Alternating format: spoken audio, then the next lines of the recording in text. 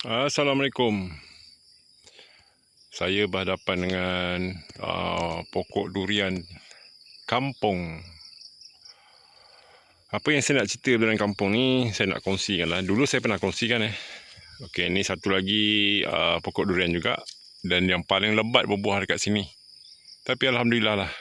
Gitulah nasibnya. Disambar petir terus mati. Kalau korang perasan, situ tinggi kok.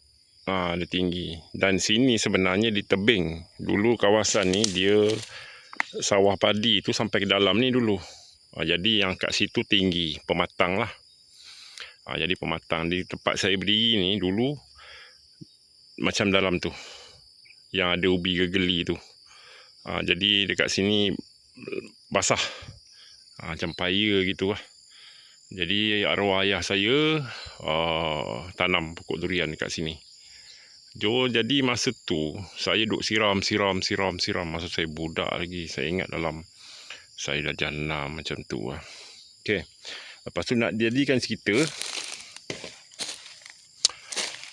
Dia orang tambak tolak tanah ni bagi cantikkan sawah tu. Jadi tanah tu arwah ayah saya minta tambak ke sini lah bagi tinggi lah. Jadi tinggi. Jadi tanahnya masa tu adalah tanah pasir. Nampak? Tanah pasir. Tempat saya ni pasir. Kalau korek dalam satu kaki, dia akan berpasir bawah. Jadinya dah ditambak dekat sini. Saya ingat lagi waktu tu saya ingat dalam umur saya dalam darjah 5 atau darjah 6 Jadi waktu tu saya suka semai pokok durian. Saya semai pokok durian dekat belakang rumah. Lepas tu tak tanam pun. Jundahnya mati. Kalau durian tu sedap, saya semai. Jadi ada satu hari tu arwah ayah saya, mak saya, adik saya, kita orang pun jalan-jalan ke belakang ni. Jadi arwah ayah saya ajak pergi tanam lah.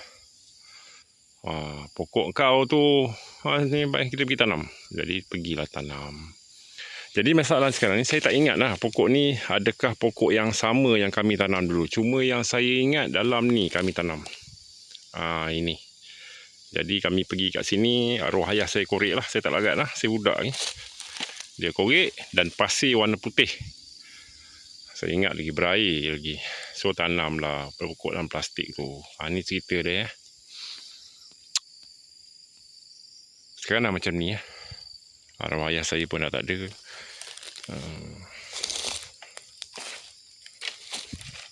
Saya pun dah umur 40 lebih. Pokok durian ni lebih daripada 40 tahun lah. 37 tahun macam tu kot. Saya tak ingat. Tapi ceritanya begitulah. So saya pernah tanam pokok durian yang sangkaan saya sedap. Jadi kalau katalah pokok durian, kesimpulan yang saya nak ceritakan ialah pokok ni kita orang yang tanam dan saya yang semai lah. Jadi kesimpulan cerita dia, buah durian kalau yang kita makan sedap. Bila korang tanam pakai biji, buah takkan ikut induk. Tu cerita dia. Kalau dia mesti akan lari lah. So kalau katakan korang